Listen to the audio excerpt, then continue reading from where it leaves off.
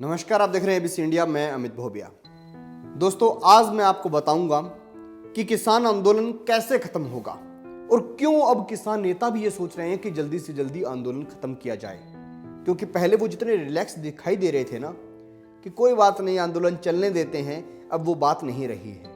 और उसके लिए मैंने कुछ डाटा इकट्ठा किया है और वो डाटा ये है कि आज हम दो किसान नेताओं के बारे में बात करेंगे जिनके अंदर आपसी फूट पड़ चुकी है।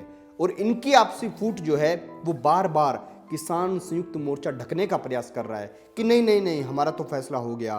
वो एक बार अलग हुए थे, अब दोबारा इकट्ठे हो गए हैं, चंदूड़ी हमारे साथ आ गए हैं। गुरनाम सिंह चंदूड़ी के बारे में जो बात हो रही थी, शिव कुमार कक्का, अरे वो भी मित्र हैं।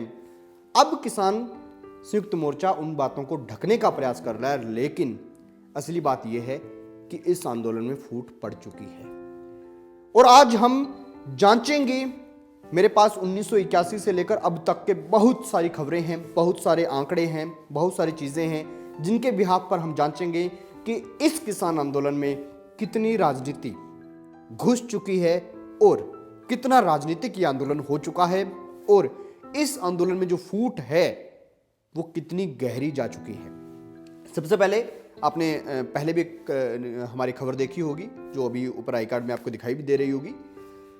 उसमें भी हमने किसान आंदोलन को लेकर बात की थी, लेकिन इसमें आपको दोस्तों बता दूं कि शिव कुमार कक्का जो हैं वो मध्य प्रदेश के बड़े चेहरे हैं किसान नेता, और गुरनाम सिंह चंदूड़ी हरियाणा के बड़े चेहरे हैं। इनके बीच में टकराव है। गुरनाम सिंह चंदूड़ी जो है वो राजनीतिक पार्टियों के साथ मिले थे, उसके बाद उन पर सवाल खड़े होने लगे। और जो शिव कुमार कक्का हैं ये जो हैं इन्होंने सवाल खड़े किए थे और इन्हें गुरनाम सिंह चंदूड़ी ने शिव कुमार कक्का को बोला था कि आरएसएस के एजेंट हैं। तो देखते हैं कि गुरनाम सिंह चंदूड़ी कितने राजनीतिक हैं और शिव कुमार कक्का कितने आरएसएस के एजेंट हैं। तो सबसे पहले टेस्ट करते हैं गुरनाम सिंह चंदूड़ी का।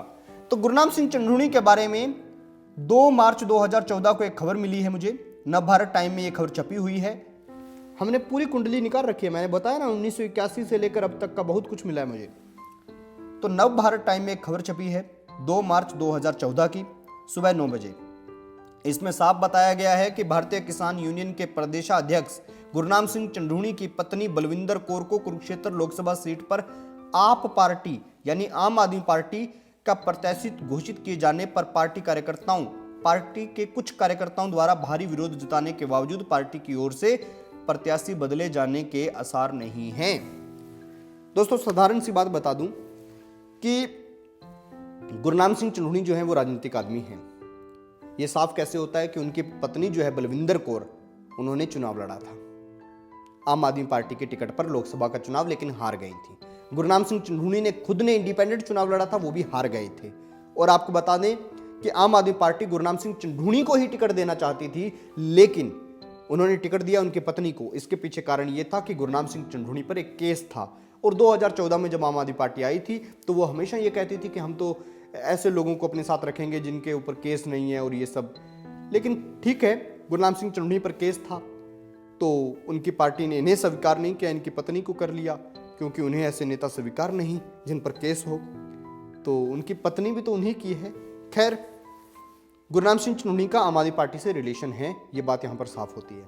कुछ तस्वीरें इनकी वायरल हुई थी, रणदीप सिंह सुरजेवाला, कुमारी सैलजा इनके साथ।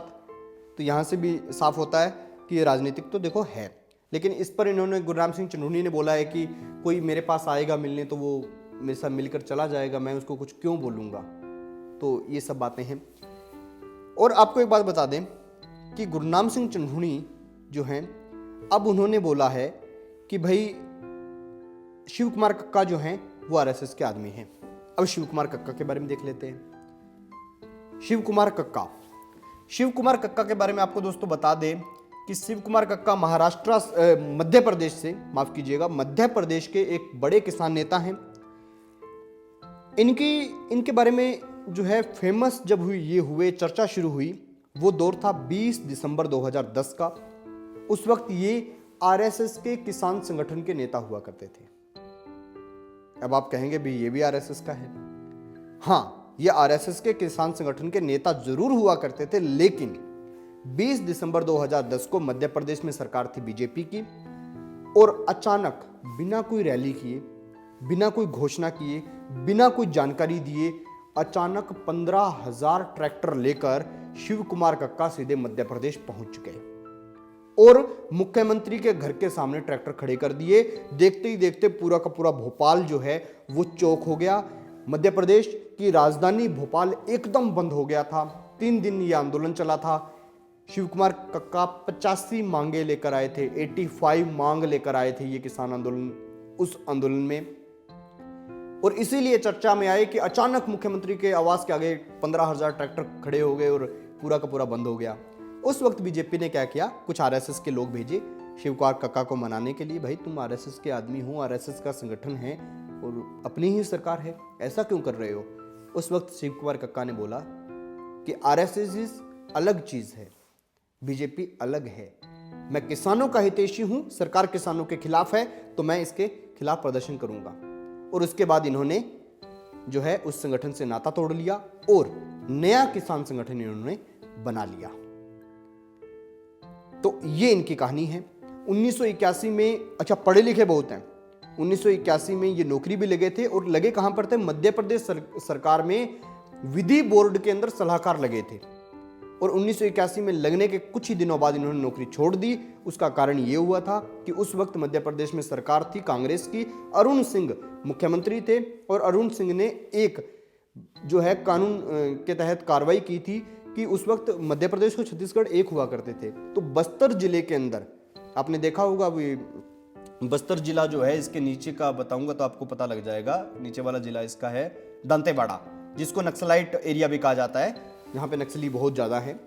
तो दांतेवाड़ा और बस्तर, उस एरिया में आदिवासी रहते थे। तो इन्होंने कहा, मध्य प्रदेश सरकार ने कहा कि हम आदिवासियों की ज़मीन मुक्त कराएंगे, क्योंकि आदिवासियों के पास ना कोई पट्टा होता ज़मीन का, ना कोई रजिस्ट्री होती, वो तो बेचारे जंगल में खेती करते हैं। उस वक्त शिव कुमार कक्का ने उस फैसले के, सरकार के उस फैसले के खिलाफ आंदोलन किया था। तब से ये किसान आंदोलन में शामिल हो गए थे। फिर धीरे धीरे आरएसएस के संगठनों में, आरएसएस का जो किसान संगठन था उसके साथ जुड़ गए। लेकिन जब बीजेपी की सरकार लंबे टाइम तक रही तो किसान उनके खिलाफ हो गए। तब इन्होंने क्या किया, तब इन्होंने बीजेपी के खिलाफ हल्ला बोल दिया। और उसके बाद मंदसौर में एक बड़ा प्रोग्राम भी इन्होंने किया था, बड़ा आंदोलन किया था। लाखों लोग उस आंदोलन में आए थे।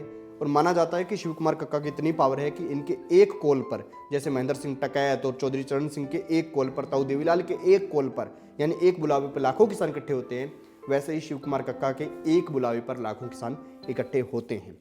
तो ये शिव कुमार कक्का की हिस्ट्री है और ये चंद्रूनी की हिस्ट्री है कि वो आम आदमी पार्टी के नेता रह चुके हैं, गुरनाम सिंह चंद्रूनी, और हैं भी, केजरीवाल के साथ अच्छे संबंध हैं। वीडियो भी वायरल होती है इनकी, अभी भी वीडियो वायरल हो रही है। 10 जनवरी, 14 जनवरी और 17 जनवरी को आम आदमी पार्टी और कांग्रेस के नेताओं के साथ चंद्रूनी मिले हैं। उस वक्त मिले हैं जब सारी की सारी मीडिया किसानों के प्रेस कॉन्फ्रेंस को कवर करती है, उस वक्त चुपके से ही मिलते हैं। वीडियो भी वायरल हुई है। तो ये सब दोनों के बारे में है।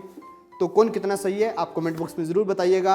और इस फूट के कारण ही हमें लग रहा है कि जल्द किसान आंदोलन का समाधान होगा, क्योंकि जो सूझवान और बुद्धिमान किसान नेता हैं वो ये चाहते हैं कि कहीं आंदोलन खराब ना हो जाए, जल्दी से जल्दी इसका समाधान निकाला जाए।